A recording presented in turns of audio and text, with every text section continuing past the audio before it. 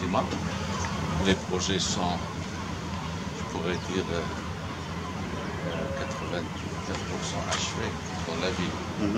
Donc, comme vous allez voir dans la ville, il y a les deux projets culturels phares qui sont le théâtre, juste à côté, donc ils sont en finition maintenant, et le grand projet aussi de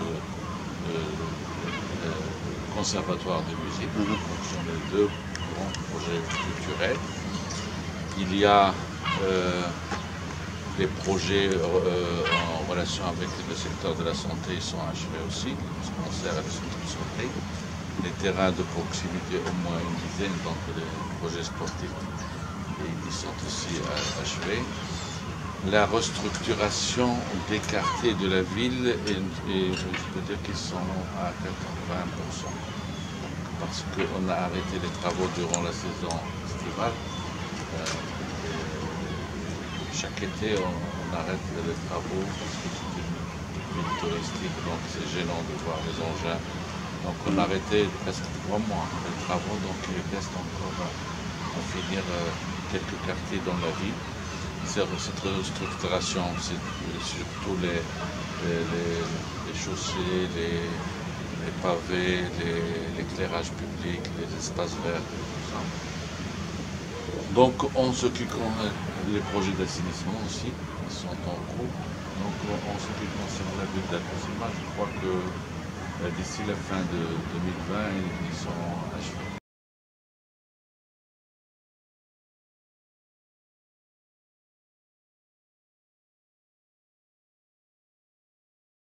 Le problème de santé en général, y compris le centre d'encourager, c'est les ressources humaines.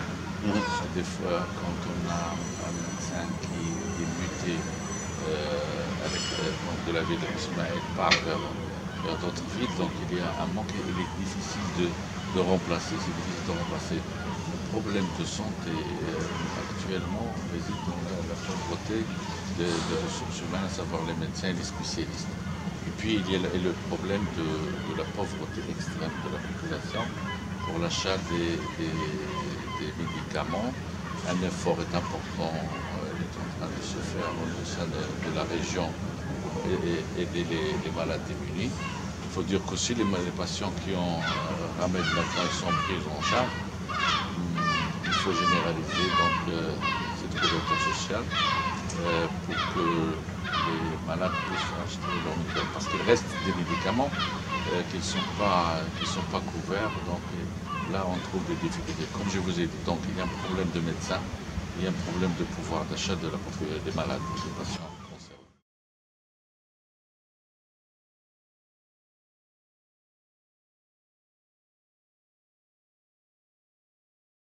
Ces 4 années ont été très difficiles et pour moi c'était un frein à l'évolution qu'a connue le Hoceima depuis 1999. C'est un frein qui part d'un malentendu, je peux dire. Parce que la mort de Mohsen Fikri, maintenant tout le monde le sait, c'est un accident. Un accident n'a pas été voulu, ni prémédité, ni quelqu'un qui a voulu la mort à ce jeune Rahman. Mais ce tragique accident a engendré des manifestations de jeunes, j'ai parlé surtout qui souffrent de chômage et avec des revendications légitimes socio-économiques, mais sur ces revendications légitimes, c'est greffé d'autres actions qui n'étaient pas dans l'intérêt de la région. Donc, ils ont profité, quelques acteurs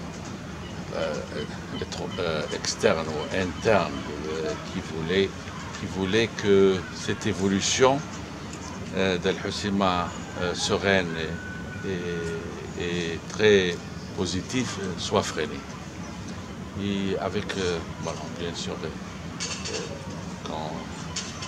y avait les règlements de compte entre les adversaires politiques. Et moi, je trouve, et je peux le dire sans problème, que le PAM est visé à l'OCDE.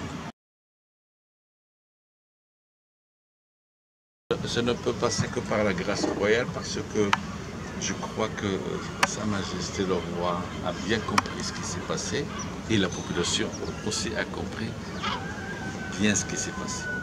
Cela veut dire qu'il y a des tierces qui ont voulu créer un conflit qui n'a jamais existé et ils ont échoué.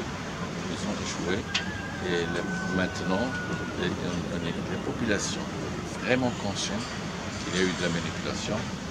Et Sa Majesté aussi, il l'a entendu de la population, donc il a aussi